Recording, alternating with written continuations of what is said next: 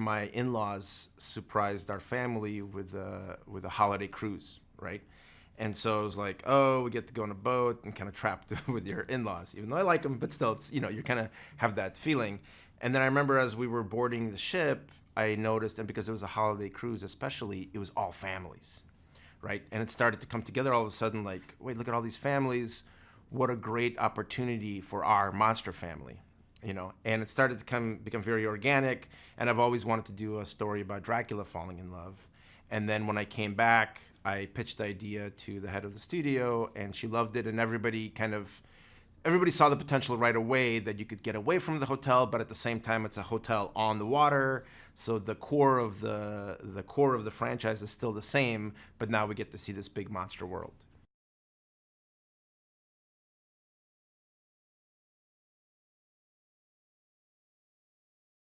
In the first two movies, we really just saw more of the human world. Maybe in the second one, we saw a little bit of like the monster vampire camp.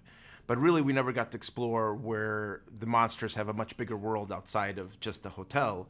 So that was the whole idea. So, they take Gremlin Air to get to their destination, which is the gremlins trying to destroy the plane the whole way, right?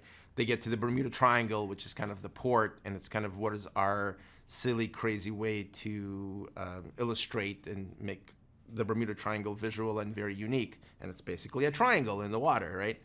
And then we go to an underwater volcano, which is more about kind of what happens there, and we just made it more kind of red, and it feels like it's a monster location, even though it's kind of not. And then, of course, we did Atlantis, right? And Atlantis is our final destination, and we wanted to spin Atlantis what it would be contemporary, right? So we kind of made it like a big Vegas hotel, or like all of Vegas in this gigantic vertical city.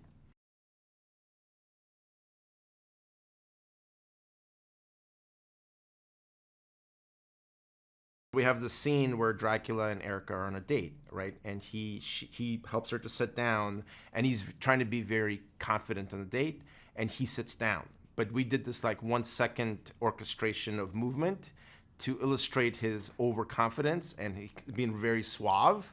And we worked like almost like 4 to 6 weeks with one animator on this scene to show the character, right, without him having to say anything.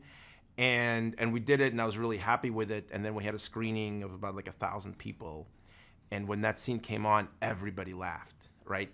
And that's like one of these golden moments as being as an animator. That's what you look for. It's totally pantomime, it's totally character motivated, and it was great. And so I think it's probably the most proud that I've been.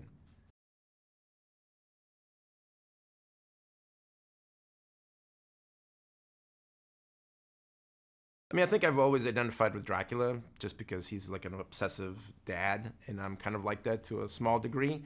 But having 3 kids, you're always trying to juggle, and you're always trying to see that perspective of it. So I think Dracula's always been close to my heart.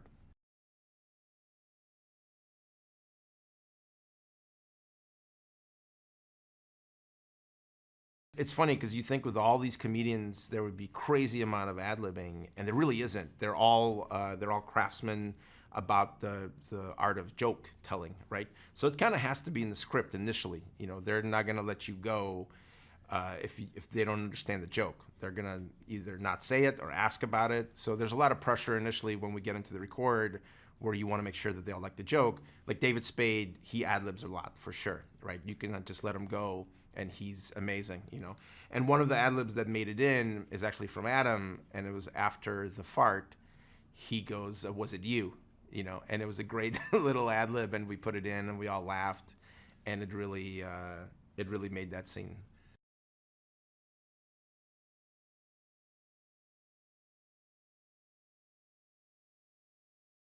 I think generally, I like to think of it more simplistic about why audiences with parents and kids all would go. And I think because the sensibility of the humor and the style of humor is for kind of all ages. I think it was dating back to the first movie. I went to the premiere, the opening weekend, and I sat there, and there was this dad and his son, right? And maybe the kid was maybe like 8 years old or something. And there was a scene where Frankenstein jumped off the giant tentacle into the water and then broke. And they both laughed, right? And you start to realize, like, right, this kind of physical humor, if it's done right, transcends any kind of age, right? And so for this movie, we really put a lot of that in there, you know. And then so far from some of the screenings that I've seen, both adults and kids are laughing at the same things.